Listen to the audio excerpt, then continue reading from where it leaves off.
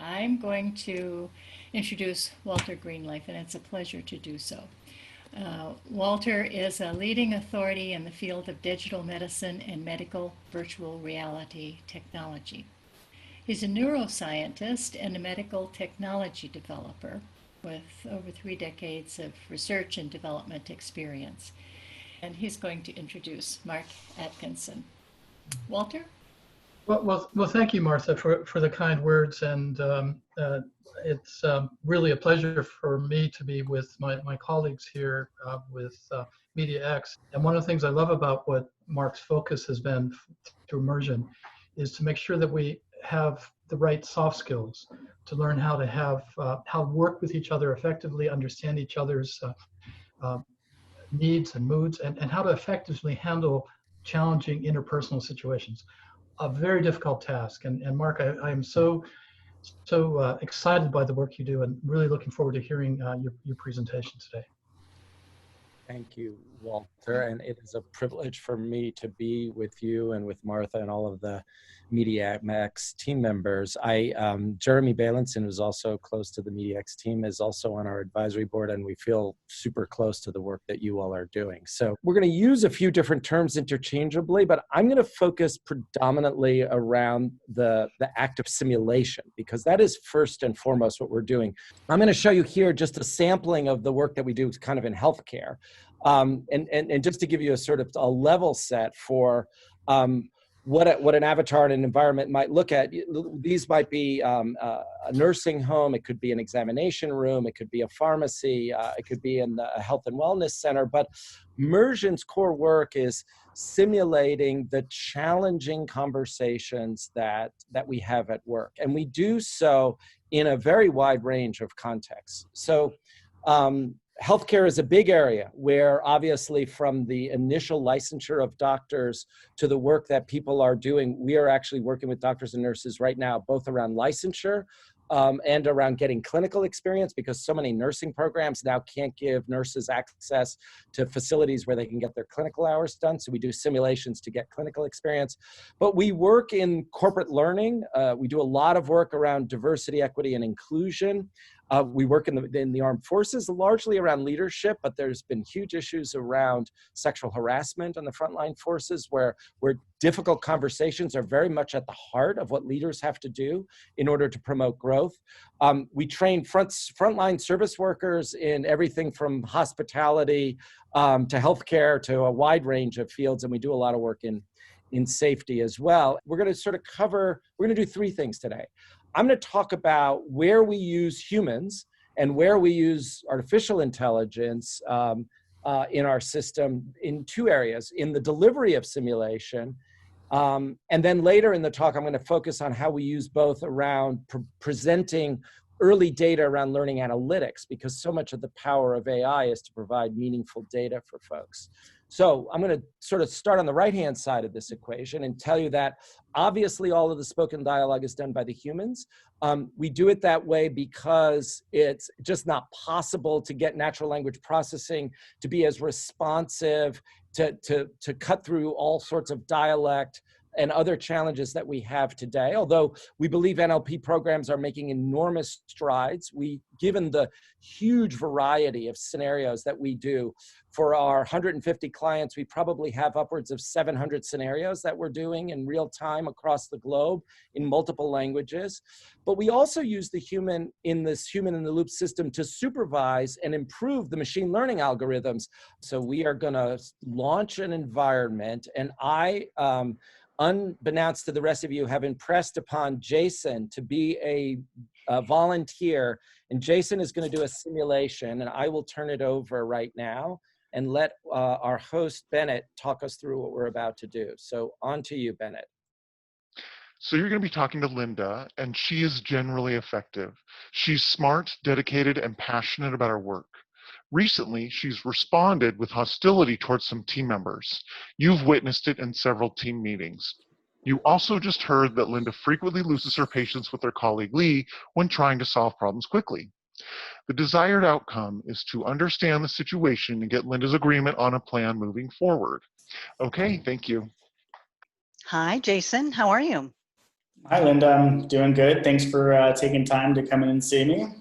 I've wanted to talk to you about something. So again, thanks for your time and coming in and seeing me this afternoon. But I've kind of noticed over the last few weeks, you're a critical and a great team player for this organization, and your work is really good. But I've just noticed that there's something a little off over the last few weeks Wow. about your attitude inside of some meetings, and obviously I can see that that is a little disturbing for you by your arms being crossed like that. And I'm not here to create any additional stress for you. I just want to have a conversation and figure out what might be going on that has caused these adjustments and changes in your overall attitude. And specifically, when you work on projects with Lee, it seems like at one point you guys were working really well together, and the last couple projects, the two of you just do not see eye to eye, and it seems very aggressive. So I'd just like to hear from you what Wow. might be going on. Well, thank you, Jason, for bringing this up. This is actually something that's really important to me. I heard you say some key words that I would just like to bring up. First of all, you're right. Lee and I have been struggling. You say the word aggressive, and I think I'm being assertive. I don't think that I am being overly so. So that's one thing. The other thing is I'm not stressed. I'm really frustrated with him. We've been having a communication problem, and it really came to a head in that meeting. And I'm having to pick up extra work and cover for him. So I think that if anything, I should be getting kudos or recognition instead of, I feel like I'm being dressed down right now. Well, I definitely don't mean that to be the case. And you say assertive, but remember that assertive is a viewpoint type of thing. And again, I could say your arms being folded and crossed right now seems like you're standoffish and aggressive to me, not assertive. Well, that makes sense. One thing that's going on, Jason, is that for the past couple of months, Lee and I have struggled. I'm very direct, and I hear you use the word aggressive, so I will reflect on that, but he won't really respond unless I'm smiling and making small talk, and that feels unfair to me. I don't see him asking any of the men on the team to communicate that way. It just feels unfair. Well, here's what would be fantastic. Maybe let's set aside some time either later this afternoon or sometime when we can all three get together and have a conversation between the three of us and hash out what might be going on. Because in order for us to push these projects over the finish line, I need you and Lee and everyone on the team to be going 100% and firing on all cylinders. And I just don't feel like we're there right this second. So I'd love to get some time with the two of you if we could do that. I agree completely, Jason. I would love to be proactive about this. So I will actually circle back tomorrow morning and see if I can set up a time for the three of us to meet. Is that okay by you? Yep, sounds great. Great, Jason. Let me just say a word to another member of our advisory board, Sandy Pentland, who many of you may know as the co-founder of the MIT Media Lab, and whose work around the analysis of a voice has been so influential and spawned so many startups in the space. And sort of this will help anchor and frame some of the thinking that we've done around analytics. And just this idea that Sandy has, that with relatively thin slices of observational data, we can make extraordinary assessments around analyzing the predictive outcomes of everything from speed dating to job interviews to salary negotiations. Says a whole lot. I actually met Sandy many years ago, the company that I co-founded with another Stanford alum, Roy P., around teacher evaluation, where Sandy believed that he could actually predict teacher performance based solely on the analysis of the audio transcript of classrooms. And on the right, you see some of the things that Sandy's work sort of calls out, things that we all do. Mimicry, which, as Sandy likes to tell the story, dates back to the days, sort of the early days around primitive men and women around the campfire grunting and acknowledging what they were going to do in the next day. And we all know that we see babies born mimicking the facial expressions of their mother and father, looking for affection. This head nodding and gestural shows connection. A level of activity which indicates interest and excitement that's obviously critical to making a connection between adults. And very important around leadership is influence. The ability for me to actually get you to, it's a sort of a twist on the mimicry, but it's not quite just puppeting what I'm doing, but you beginning to get in sync with the tone, gestures that I'm using in conversation. And what is it, this notion, this consistency that leads you to believe that I have expertise, which is often a kind of fluidity of speech, a use of an automaticity with kind of complex vocabulary and concepts. All of that, all of this is communicated in Sandy's work, and it's at the heart of what we're trying to do in analytics. Now, how do we do that? So, behind the scenes, we're recording every simulation. We go through permission processes where both the companies and the learners give us their blessing to record a simulation. We're measuring everything from the articulation rate of the speech to talk time to the affect of their speech, any interruptions, changes in volume that they use, and other aspects of speech. We have real-time supervised learning to help evolve our analytics. And we are constantly using AI to identify features and traits that are predictors of success or failure. And we check on those AI algorithms by leveraging the human.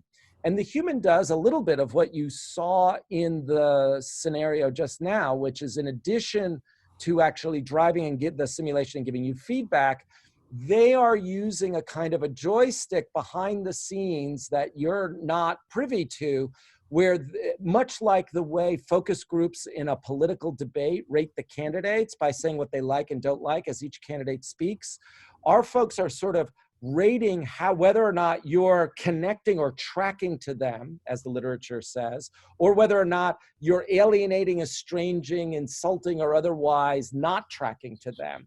And they obviously, the human determines whether or not you achieve the performance objectives.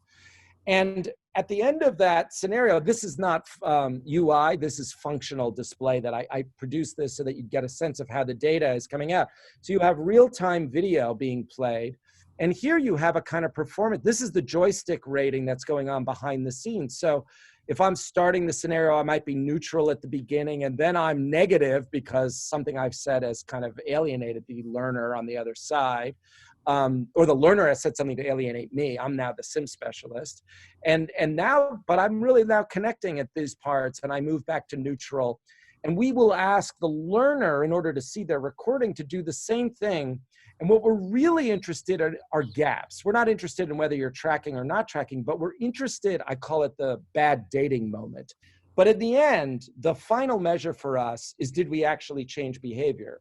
And we have lots of data to show how powerful short doses of simulation. This is just the results of a big engagement we did training the H&R Block team as they ramped up with thousands of people for tax season, when people thought taxes were due on April 15th.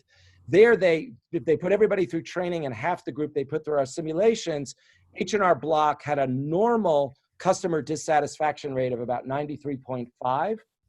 And the folks who went through the Mursion test had half of that. We cut the customer dissatisfaction rate in half solely by giving their customer service people the opportunity to practice the difficult conversations that they've never had a chance to practice before.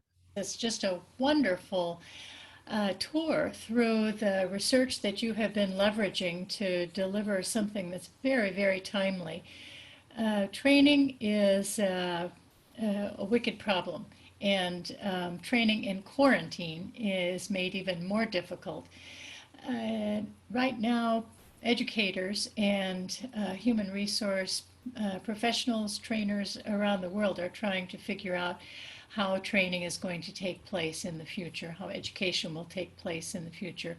And certainly, new ways of measuring success are a very exciting frontier.